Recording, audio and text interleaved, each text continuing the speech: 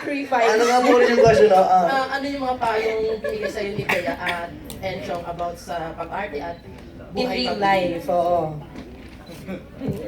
May pinayo ka ba sa akin, Miss Bea? Bonding na ba kayo ng malala? Hindi pa kasi, masyado. kasi wala Magkahiwalay kayo na eksena Okay, pa. Oo. kung hindi man ako nag-advise sa'yo, Sige, sana mag-advise naman ka po ngayon. sa observation mo sa akin, ano naman yung nakaka-inspire sa'yo, siguro naman gano'n. Oo. Itaas mo naman ako ng konti dito, JK. Diyos ko naman. Ano ba? So, si Miss Bea ho kasi, she is like, wow, and like, oh my God.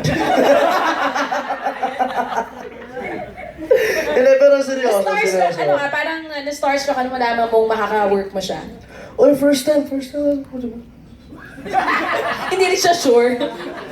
ba, first time natin mag-work together, even si Kay Enchong. Di ba? Ako po sumagot, yes. First time natin mag-work together, and yun nga, parang ako, naiilang po ho ako masyado. Niwala ka. Naiilang po ho ako masyado parang makipag, tawag dito. To have to create a conversation kasi first time direct. Direct. Kanina, Hihirang ka pa yun. Paano pa pag komportable ka na sa amin? iba na. Medyo natatakot ako maging Iba na. komportable sa'yo. Kaya kasi nasa starstruck pa ho ako kasi Bea Alonzo and Showbiz. So, even ho sa sina Papa E, sina gano'n. Siguro si Papa E, medyo Comfy na, medyo kasi comfy kasi may naka-work kasi na, same po kami ng tente. Ito ba't sama sa basta malayo ho sila. Batangas tuloy. So basta malayo ho sila sa amin. So minsan hindi kami nagkakasabay ng actually isa pa ata eksena na nagawa ho namin together. Sige, so wala pa ata. Basta yun ang layo ng nasagot So ko. maaga pa daw para Pero sa in all honesty ho, all my life I've been watching. Joke lang.